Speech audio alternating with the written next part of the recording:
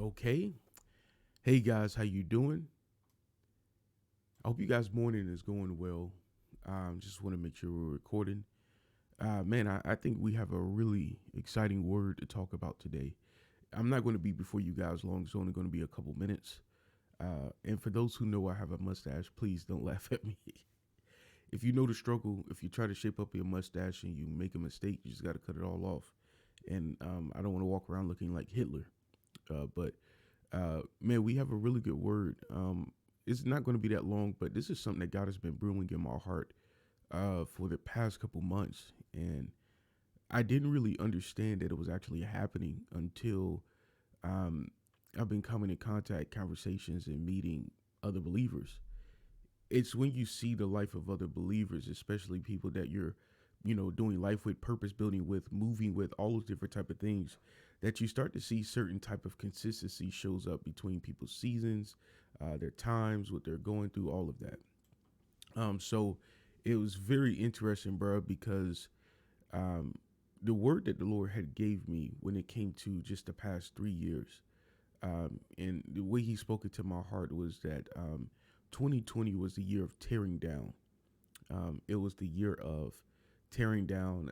Another fourth course popular prophet had said the same thing, but he said it was the year of humility, which that mean that God was humbling everybody. And as we see in society, this is what happened. Everyone went through their different roads. I had my own things with God that really humbled me in 2020, gave me a very different perspective about life and my relationship with Him. And it changed my whole foundation in a very different way. And there were people all around was going through similar stuff, but in their own way. But 2020 was the year of humility, the year of tearing down, the year of ripping apart. And it's almost like a farmer tilling the ground. I'm going to use a lot of farming language. But 2021 was similar to that, but it was the year of reconstruction. In other words, it was not only reconstruction as in changing one's foundation, changing one's views, changing one's perspectives, because I've seen this happen with me and many people around me. There was just a total shift of everyone's viewpoints from things that they've held to before. Not necessarily in a bad way. It was more so that those things was expanded upon and they were brought to a more purified view. So a lot of even my perspectives, theologies, all that different type of stuff brought to a more purified view in Christ. So this naturally happens when you're growing with your walk with Christ. You're supposed to be able to see deeper into wisdom, deeper into understanding, and have a deeper view of the intimacies of God. So yeah, this was 2021 was the year of restructuring as we were going into our new year. So I could say this year, it was a year of reconstruction.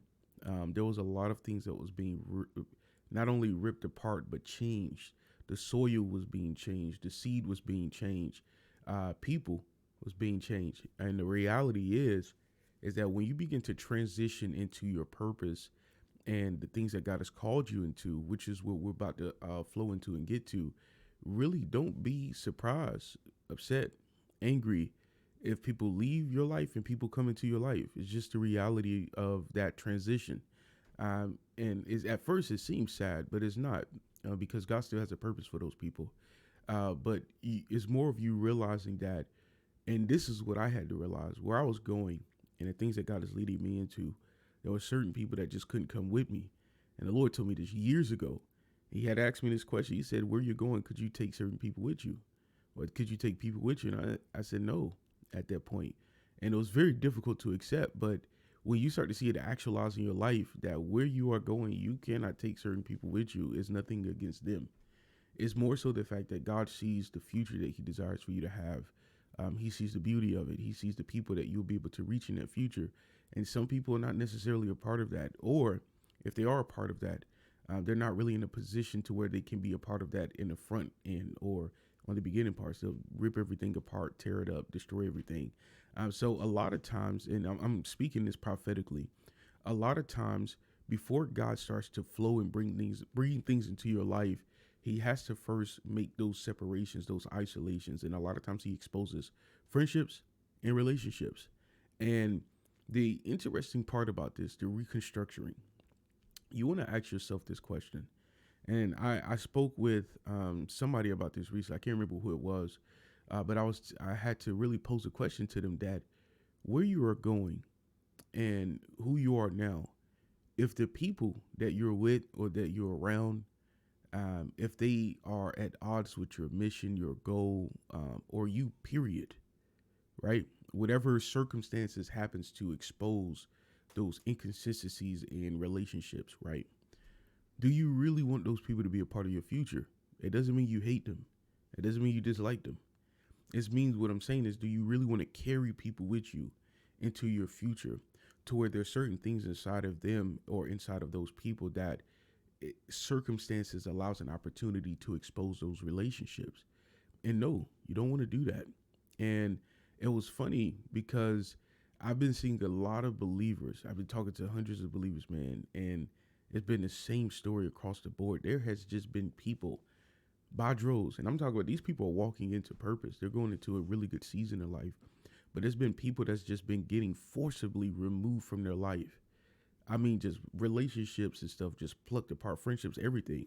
And I, of course, I have to tell the person or tell people that this is not an indictment against other people, because God doesn't do that. He's not, when he removes people, he's not punishing those people. It's just simply two certain people are going in different directions. And because of that, if you're going this way, the other person can pull you apart or hold you back from going that way. And I posted this recently on my social media pages, but it was a quote that one of my mentors told me years ago. And it was incredible. But he said that when purpose begins to be birthed, that part is a paraphrase, but the main statement is that God either changes people or he changes people.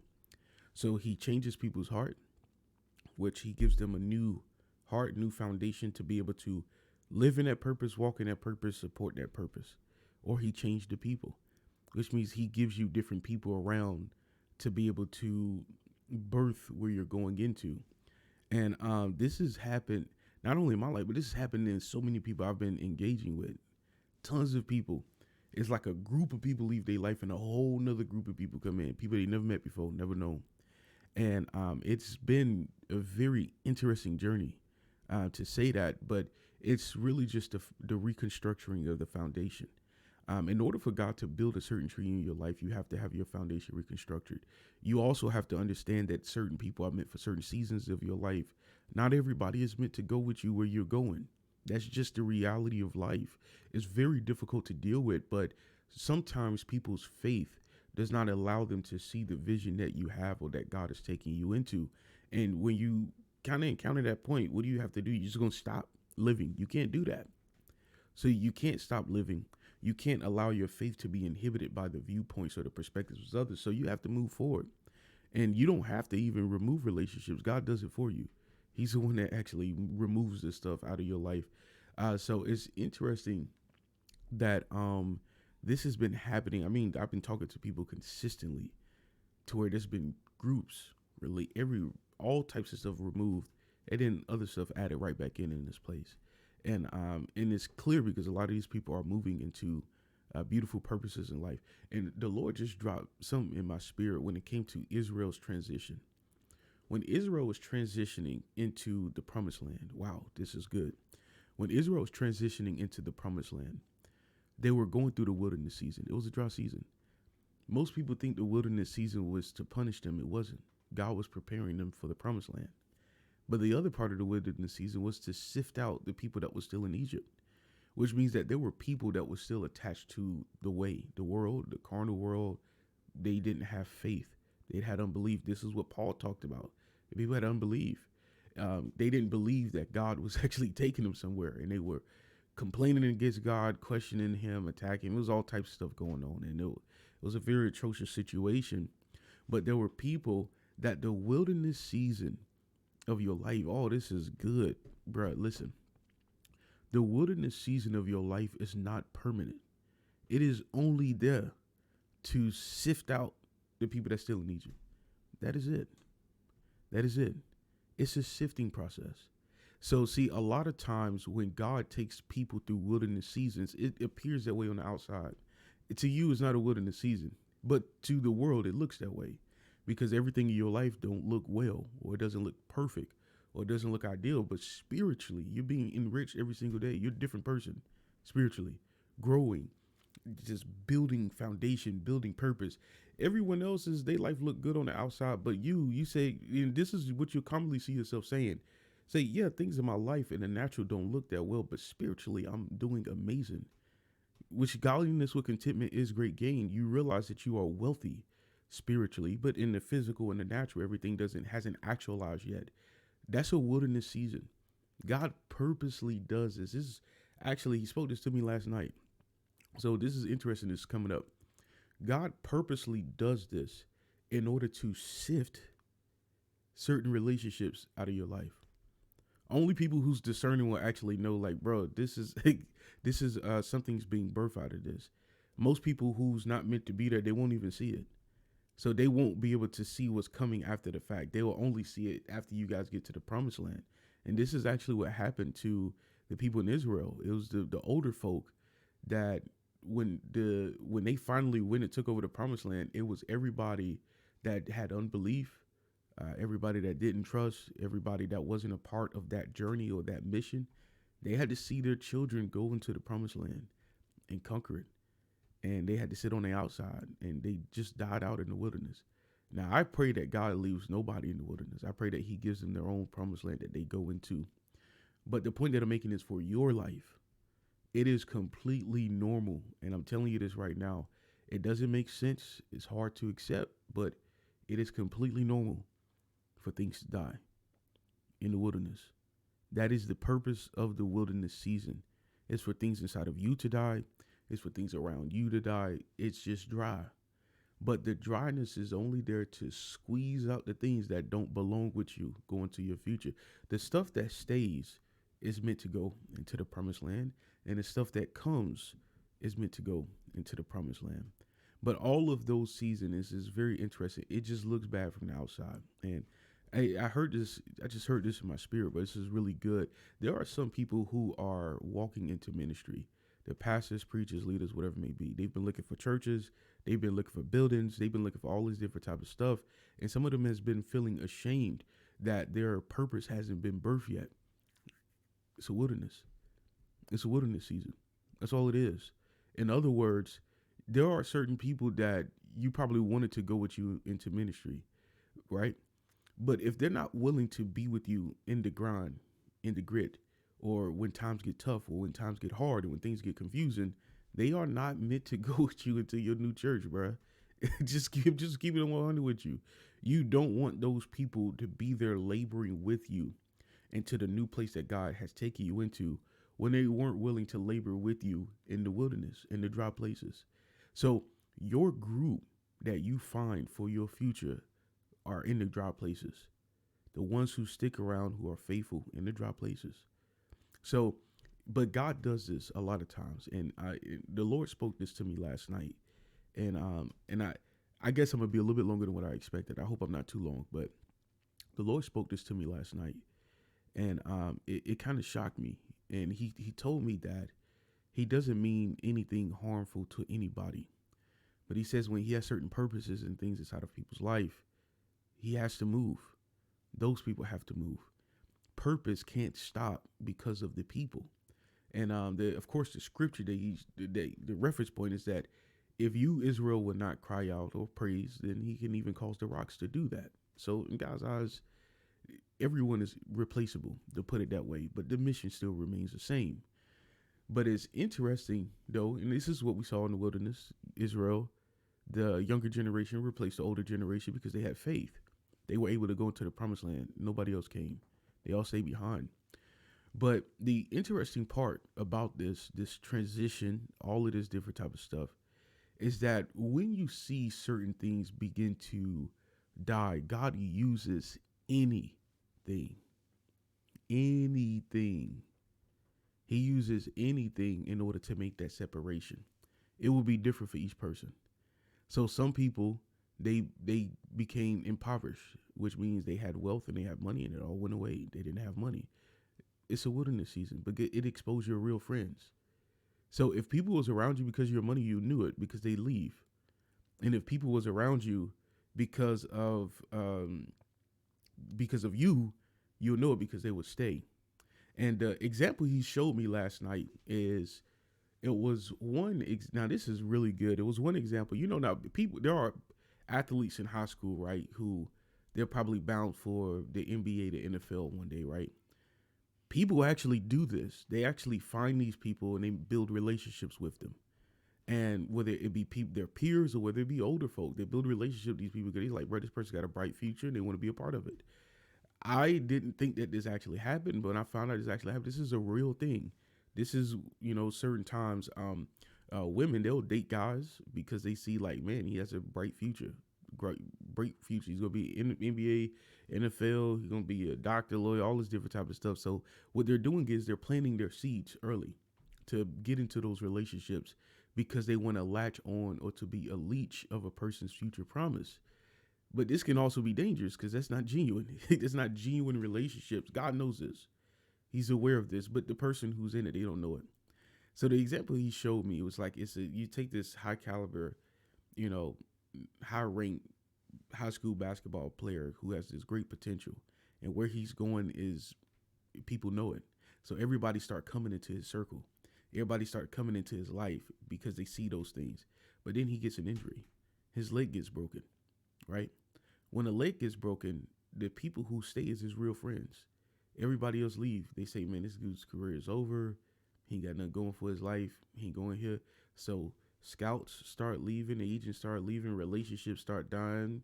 Certain people don't want to be around him. Nobody likes him anymore. It's all this different type of stuff going. He uses anything. The way that the Lord put it to me is that the injury was just a front. It's a stage. The guy will heal and he'll go back and he's going to go to his, but the thing was there were people that was in his life that couldn't go, which other words, they were unhealthy. They were leeches. They would have destroyed his future. And we see this happen with basketball players commonly. So this is very important. There are guys that they take with them from their old neighborhoods, from their old life. They was in games, all this different type of stuff like that. They get into the NBA and all their money is gone. Their life is gone. They get into drugs, all different type of stuff. Their career is over. They have nothing to show for it. Nothing. Because there was no opportunity or wilderness season to separate or isolate their true friends, the genuine people that was meant to go with them where they were going. And you could still have a true friend, but different purposes. And that's perfectly fine. So I'm saying this because during this time, do not feel bad. Don't feel upset. If certain things are sifted out of your life, it is perfectly fine. It is perfectly okay.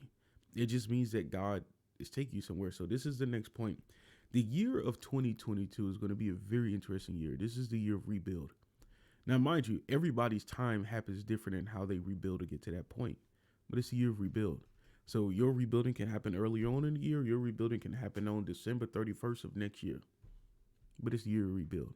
In other words, God was restructuring the foundation and he was shaking up some things in order to be able to grow a tree.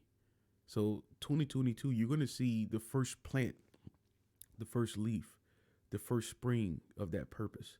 And I had already been seeing this already from just the past couple months, from people I've been talking to, from people I've been in relationship with, seeing in my own life. There are foundation and there's life giving that's just been happening in dead areas that's been dead for years. And you've been like, man, these are things I've been trying to awaken for years. And you starting to see them come alive towards the end part of this year. 2022 is a year of rebuild, which means that do not be surprised. Listen to me when I tell you this. Do not be surprised or shocked if you begin to see things actualize in your life. Stuff that you have prayed for, stuff that you have labored for, purposes that you've been wanting to walk into. Do not be surprised. I'm telling you right now, don't be surprised if you begin to see things actualize in your life, because a lot of times people think that God has left them and abandoned them because they're being reconstructed. It is not. God is just waiting for everyone else, which means that there are certain people who's lingering around. He's like, I don't want these people to be a part of where you're going.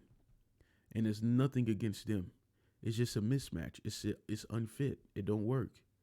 And to put it this way, and just give you guys an example, and I'm about to wrap it up soon.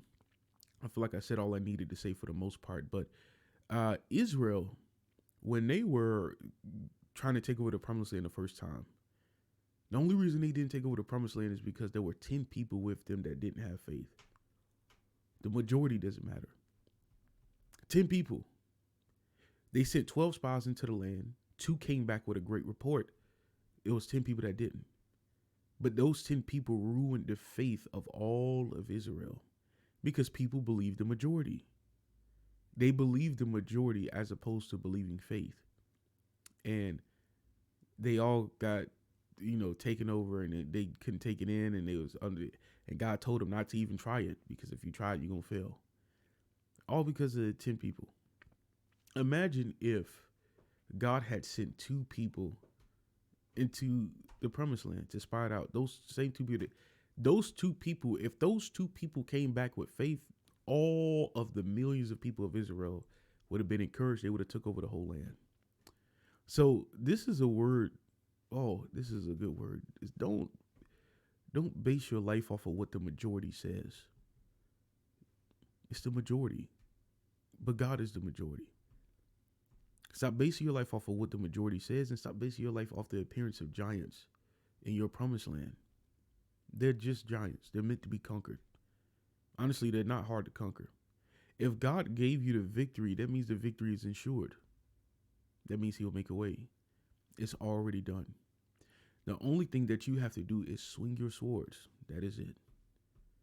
Go in there and start swinging. That's all. Everything else will fall into place. And this is the epitome of true faith in God. Faith in God is offering him what we have, but we're dependent upon him to provide and to do the rest. That is it. That is it. So I want to encourage you on today. This went a little bit longer than what I expected. I was aiming for about 10 minutes, so it's about twice as long. That's fine. But whoever listens to this word is meant to hear it. And if this word encouraged you or you felt it applied to anybody, I hope that you share it to somebody and allow it to encourage and to speak life in them.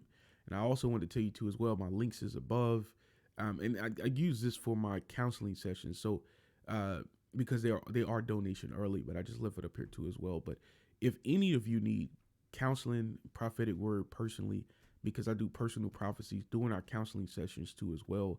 But if any of you need counseling or personal prophecy sessions to where you want somebody to speak into your life, you want somebody to help find vision, establish vision, give insight to your situation, do not hesitate to reach out to me, to email to me. All my links and everything is above. So you can find all my websites, everything in the Linktree link above.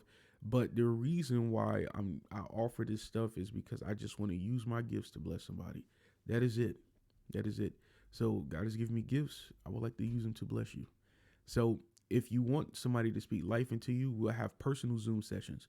They usually last about, well, my counseling sessions last about an hour, and they are really good. So it's a lot of give and take. It's a lot of conversation, a lot of wisdom, a lot of really good stuff, and a lot of encouragement and edification. But as far as my just prophetic sessions of me speaking, I do those within the counseling sessions. But if you're not looking for a counseling session, you just want somebody to give you a prophetic word, to seek vision and insight for you to hear God's voice on a certain situation. There's been a lot of people, and I'm only saying this for a testimony's sake. There's been a lot of people in this town that's been confused about vision, insight, purpose, things that God has called them to do, their relationships, their friendships, things that's going on in their life. So I've been having a lot of conversations with these people, and God has given me just the opportunity to give them wisdom, insight, and direction. That is all. So the gifting in itself is useful if it needs to be applied or if it could be used for you. So I'm not afraid to help you. So I hope that if you need that assistance, if you need that help, you need that encouragement, edification, vision, wisdom, insight, definitely do not hesitate to reach out. And I also encourage you to as well, regardless of where you're at, you have to find somebody in your life who has a prophetic gift. And I know people toss this word around a lot because there's different types of people who operate in the prophetic. But I mean somebody who can speak directly into your life and directly into your situation and give you God's insight, wisdom, and understanding on it. It just makes your life so much easier. And I didn't realize how I didn't realize how vital this was until I started seeing how it was helping other people. And I'm really about to wrap it up, but I didn't see how vital it was until I started realizing it was helping other people. Throughout my whole Christian walk, and of course, I've had imperfections in my walk. It's just the reality of life. But throughout my whole Christian walk, God has always given me direction. So He showed me visions, dreams, insight, direction, not only for my life, but for the lives of others. But this was always normal for me. Like, even since I first got saved, it was probably the maybe first 2 years, but I had a couple of dreams. But after that, I've had dreams after dreams, visions, open eye vision, all this different type of stuff. But it's insight, wisdom. It's like He's leading, directing, moving, shaking, all this different type of stuff. Now, some things don't make sense. There were things I would see and I said it don't make sense, but they actually end up happening. Like, they actually end up happening consistently. And then I was like, okay, if these things happen, then the other stuff gonna happen too. But it brought me a sense of rest and in a sense of realizing, one, okay, I know that God has gifted me in this area, but it wasn't really until recently till I decided to help other people out in it, because I realized that people just didn't have direction. Like, people really lived their life as believers and they didn't know where God wanted them to go or what He wanted them to do or how He wanted him to do it. They didn't have that wisdom, the insight, the discretion, the understanding, none of that. And I saw how useful and beneficial those things are for me and were for me. It's the things that give me peace, because I'm like, okay, God already showed me this. It ends up happening exactly how He showed me. So it means that He also has a way solved for it. And He'll actually show the solution, show the end, all that different type of stuff. So because of that, I know I'm fine. But everybody don't have that. So they're panicking in their situations. They're panicking in hardship, not necessarily realizing you just need somebody to kind of give you direction, vision, insight. So He sends prophets to the body in order to edify and to encourage the body. So if you ever need those type of things, do not hesitate to reach out. And if this word blessed you, please leave a comment, like, subscribe. And I hope that the Lord puts more words in my heart so that I can bring them to you. Hopefully He'll give me more things to talk about that will encourage you guys, because I'm not just going to be firing off and putting everything out there. Not everything is for everybody. A lot of the stuff I speak about is more personal, intimate relationships with one-on-one with people. So if you want those things, don't hesitate to reach out. But if He gives me a general word for the masses, whoever hears it, they need to hear it. So if you're hearing this right now, you need to hear this, or you needed to hear this. So hopefully He gives me more things to say to you guys. I hope you enjoy, and deuces.